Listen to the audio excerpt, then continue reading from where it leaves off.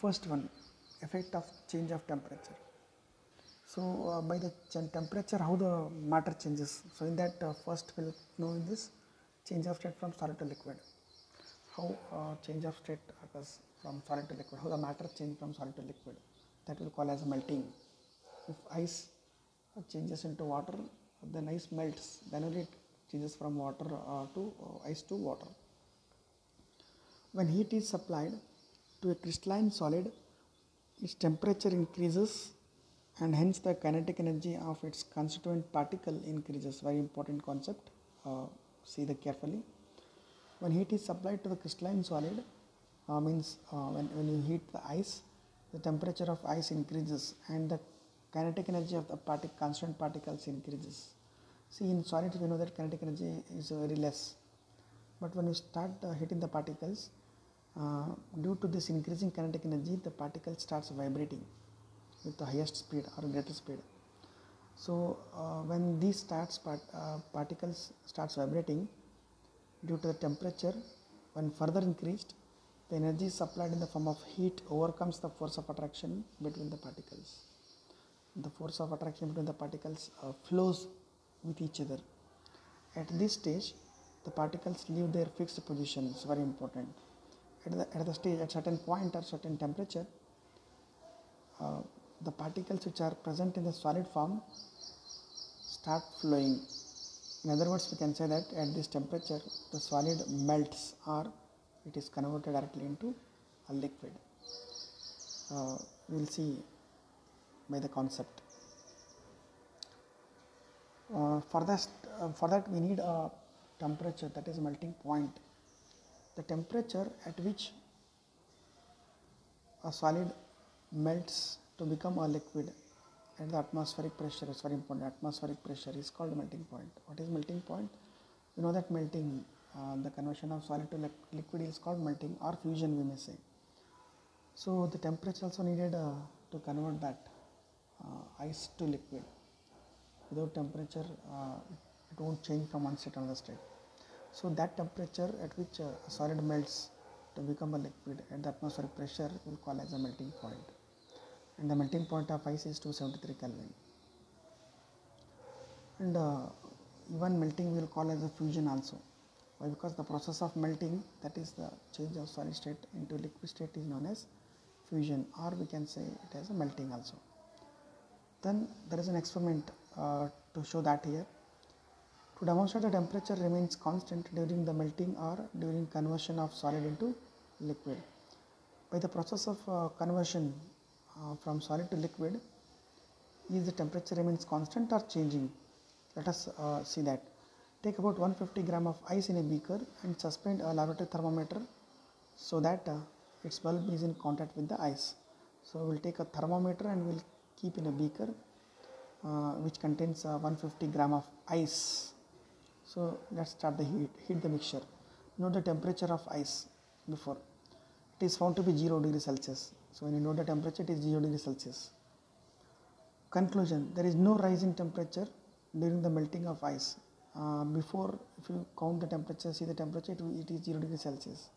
But even after melting from ice to water, the temperature remains 0 degrees Celsius only.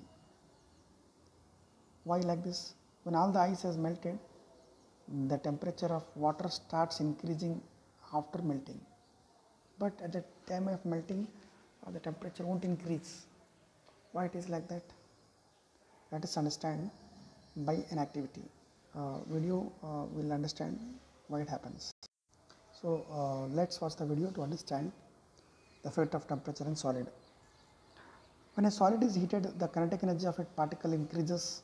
As we know that starts vibrating. Due to that, it starts vibration. Due to that, the particle starts motion. When the solid further heated, its particles are able to overcome the interparticular attractive forces and start moving very rapidly. Due to that, the ice converts into a liquid, that is solid changes into a liquid completely. The change of state from solid to liquid is called melting or fusion. This only we will call as a melting. And the temperature at which solid changes into liquid at atmospheric pressure will call as melting point. Here the melting point of solid is measure of a strength of interparticle force of attraction in the solid. It is 0 degree Celsius before, and even after melting also it is 0 degree Celsius only. So then where that heat which is supplied, where that heat supplies goes, let's understand by the concept. We have seen in the previous video that once the particle or once the melting process starts, the particles of that completely melts. Even though we continue supply of heat, there is no rise in temperature.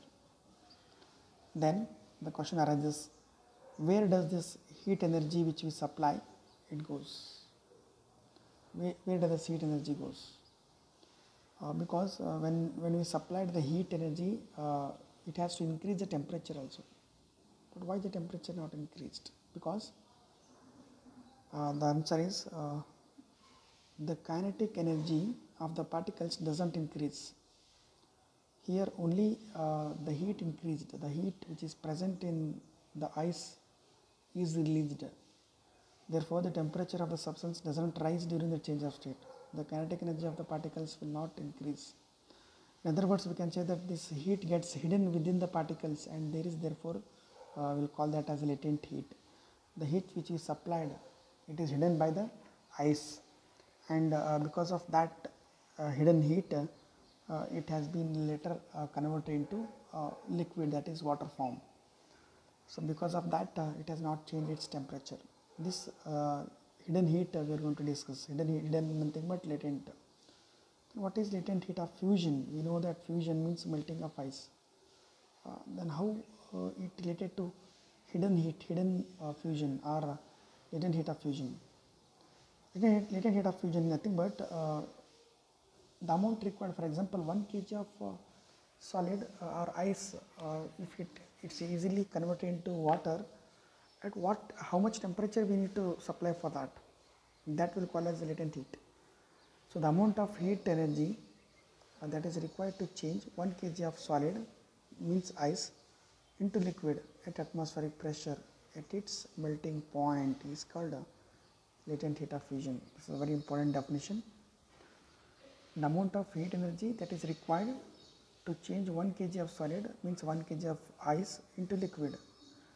To convert 1 kg of ice into liquid, how much amount of heat will be required? And that will be under the pressure, atmospheric pressure, and at the melting point. At that melting point only, it will convert from solid to liquid, and that heat which is supplied by the ice will call as the latent heat of fusion. So particles in water at 0 degree Celsius have more energy compared to the particles in ice at the same temperature, because the particles in water at 0 degree Celsius, it has converted, means it has kinetic energy more compared to the particles in the ice, because ice the particles are very tightly arranged. The particle starts vibration, but in 0 degree Celsius the particles have energy is more compared to the ice. Next, change of state from liquid to solid. We know that change of state from solid to liquid, we know that. And how a change of state occurs from liquid to solid, that we call as a freezing. Means again, when ice converts to water, it is solid to liquid. If it has to convert from liquid to solid, what we should apply? See, from solid to liquid, we need to heat that. To convert liquid to solid, we need to cool that. Means the temperature at which liquid freezes to become a solid at atmospheric pressure is called its freezing point. Means we are decreasing the pressure, or we are cooling that substance to convert from liquid to solid. So it is also called a solidification.